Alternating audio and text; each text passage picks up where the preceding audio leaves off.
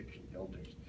And when he talked about the opposition, what really struck me was in Egypt, he would have, if he was from the Muslim Brotherhood, he would have talked about the liberals or the seculars or this sort of thing.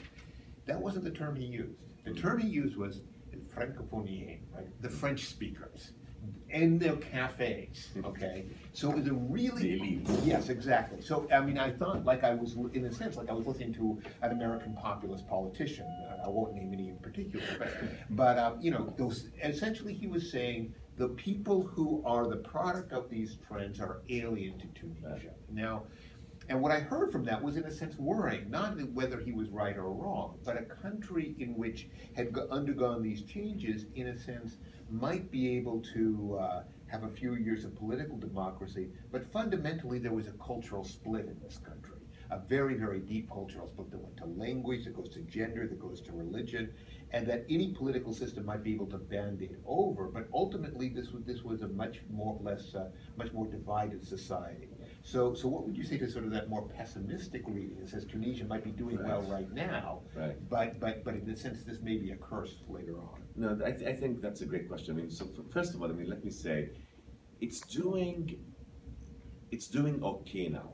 Okay, I mean, it's doing okay now, and it is coming under a lot of stress. So, you know, economic stresses, for example, even though the economy is starting to do better, I mean, it was growing at only 1% a year, now it's growing at slightly above 2%. But it's under stress also because of some of the tensions that exist in society and some of the tensions between those who advocate for a return of some of the actors in the ancien regime and those who are fully opposed to it. But the biggest tension is between the religious and the secularists, right? But that's an old phenomenon in Tunisia. I think it had always existed. So even Zaytouna, where much of the reform came, I mean, Zaytouna is, by the way, 200 years older than Al-Azhar Mosque, and played a very, very key role in the intellectual development in Tunisia. You always had the traditionalists and the reformists. Now, you interviewed Rashid Ghannouchi in 2011, right? And I think what has impressed me the most about Rashid Ghannouchi, and some say that he's the only politician in Tunisia, and they would not be exaggerating, is how adaptable he has been over the past 6 years. That even over the last 2-3 years when I've interviewed him, I've seen some differences year to year. The party, even last year, dropped Islamism from its mandate and said, you know, we are a party of Muslim Democrats, and they turned their attention more to issues of the economy and social justice. There are many who argue that Ennahda was democratized. 2011, Rashid Ghannouchi had been in exile for 22 years. He had just come back to Tunisia and, of course, was very, very conscious of the tensions that exist in the country.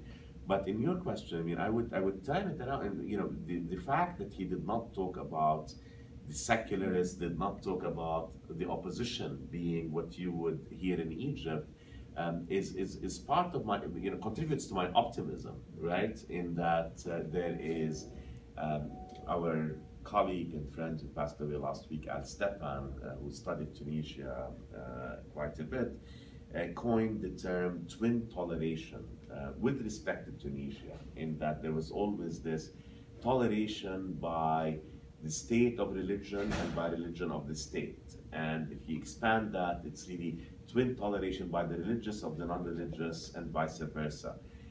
So in my observations in Tunisia, that tension isn't as strong as I see it in other parts of the world. So for example, in Jordan, it is a quiet tension, because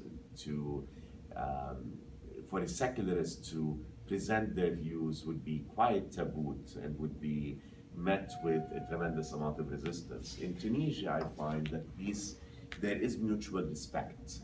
You know, the religious do not reject the non, and the non do not look down or reject the religionists. But I think, I mean, you know, that's a tension that we are seeing around the world as well. And it certainly exists in Tunisia, but it does not take away from my optimism. And I think Ennahda to its credit, from a political Islam perspective, has proven to really be a very different brand of political Islam than, say, the Muslim Brotherhood. And that's why you would get a very different answer in a place like Egypt. Sheikh Rashid Ghannouchi would tell you that he is a product of Zaytuna. Okay, and he would tell you also that Ennahda is not the Muslim Brotherhood. You know, those are very, very different kinds of organizations. Ennahda never aspired to be the Muslim Brotherhood. It is very Tunisian. And one thing that I think is very, very important that distinguishes it, it does not have a holy agenda. The Muslim Brotherhood has, as it's at the core of its agenda, the deliverance of the Muslim community, of the Ummah, right? And its deliverance and its purification from all the ill elements in it, and only then will God look kindly upon Muslims, right? Ennahda does not have any such illusions, I don't think.